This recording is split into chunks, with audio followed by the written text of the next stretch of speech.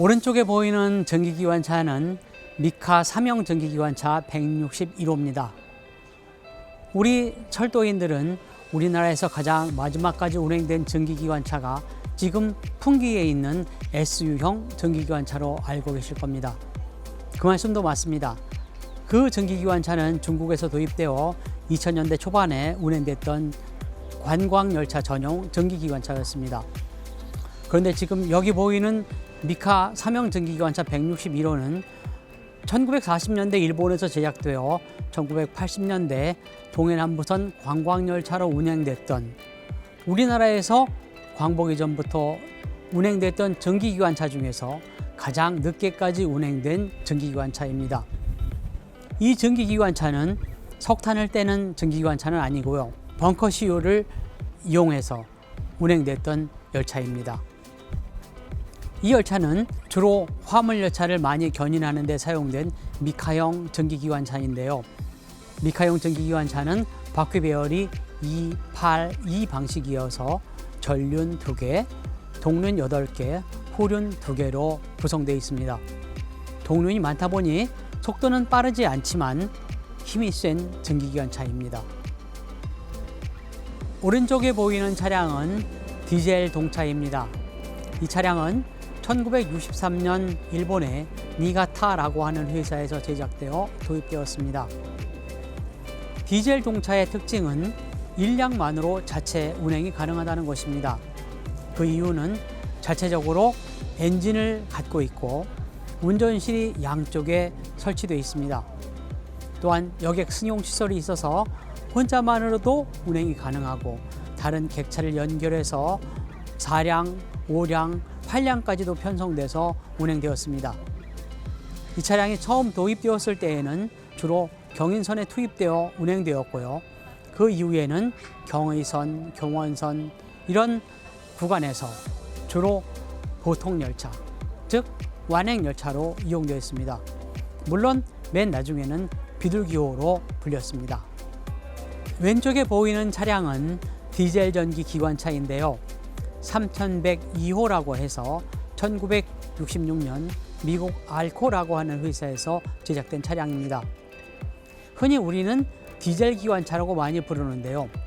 정확한 명칭은 디젤 전기 기관차입니다.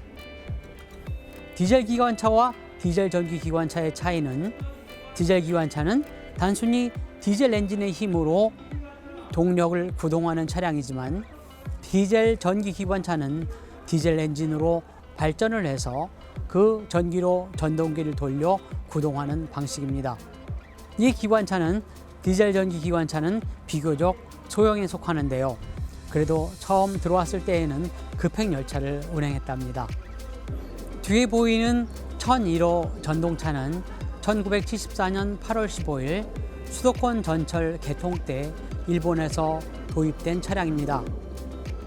지금 보이는 차량은 TC차라고 해서 운전실이 설치되어 있는 차량인데요. 이제 도입된 지 50년에 가까운 문화재로 지정해도 좋을 만큼 가치가 있는 차입니다. 지금은 추운 겨울이나 더운 여름에 전기를 이용하여 냉난방을 합니다. 여름엔 에어컨을 켜고 겨울에는 히터를 사용하지요. 그런데 예전에는 어떻게 했을까요? 여름에는 선풍기를 사용을 하고 겨울에는 난방차를 이용해서 난방을 했습니다. 지금 오른쪽에 보이는 이 차량은 바로 그 난방차인데요. 경유를 떼서 물을 끓이고 거기서 발생한 스팀, 곧 전기를 각 객차에 보내서 난방용으로 사용을 했습니다.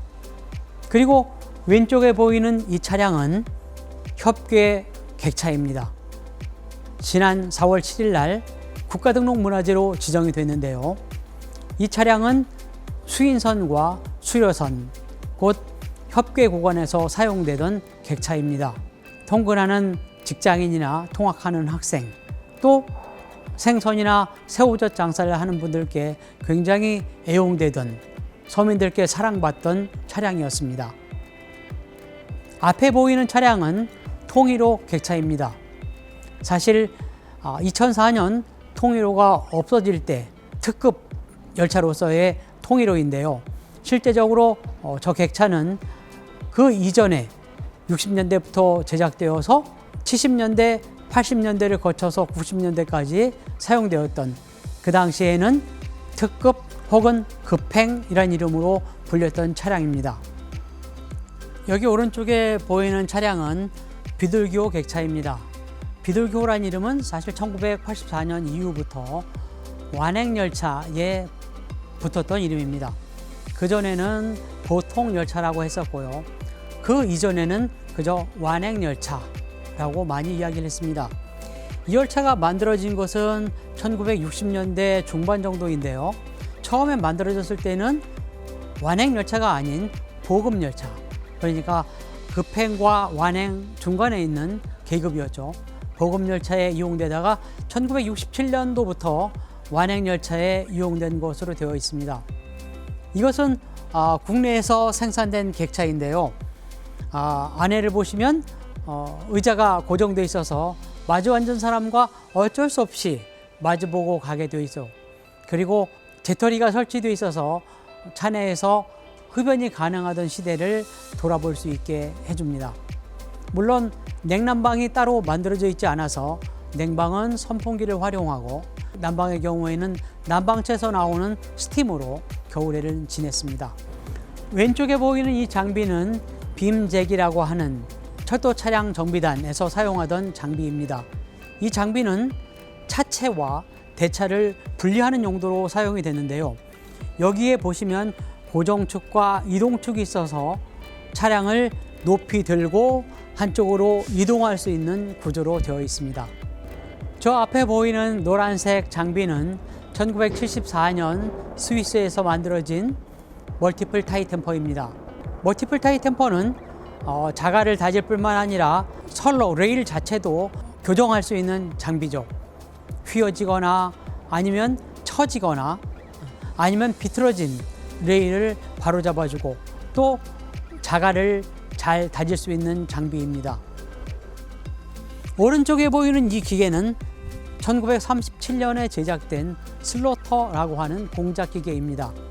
이 슬로터는 바닥면에 있는 원형 작업대가 좌우로 움직이거나 회전을 하고 위에 있는 램이 움직여서 공작 기계로서 여러 가지를 절삭 가공할 수 있는 장비입니다.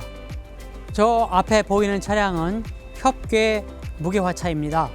우리나라에 남아있는 유일한 협궤 화차이죠. 무게화차란 지붕 개자를 써서 지붕이 없는 화차라는 뜻입니다. 지붕이 없기 때문에 비를 맞아도 상관이 없는 광석이나 석탄 같은 화물을 실어 날랐습니다.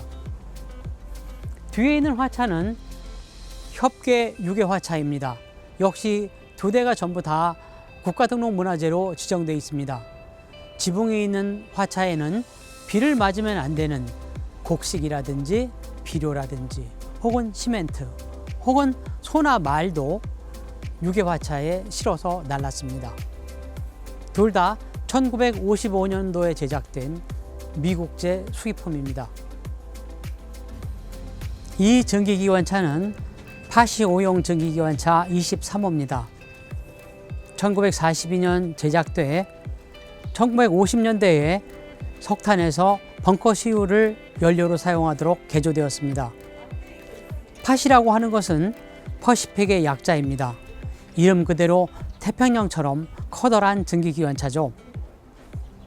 우리나라에서 운행된 전기기관차 중에서 가장 큰 대형 전기기관차입니다. 덩치만큼이나 속도도 빨라서 1940년대에 이미 시속 100km를 넘어섰던 특급 열차 운행에 사용됐던 전기기관차입니다. 광복 이후에는 조선 해방자호를 만드는 근간이 됐던 차량이기도 합니다. 오른쪽에 보이는 멀티플 타이 템퍼는 1960년대에 오스트리아에서 제작된 우리나라 최초로 도입된 멀티플 타이 템퍼입니다. 멀티플 타이 템퍼란 자갈을 다지는 작업뿐만 아니라 구부러진 선로를 펴거나 굴곡을 잡아주는 역할을 하는 중장비입니다.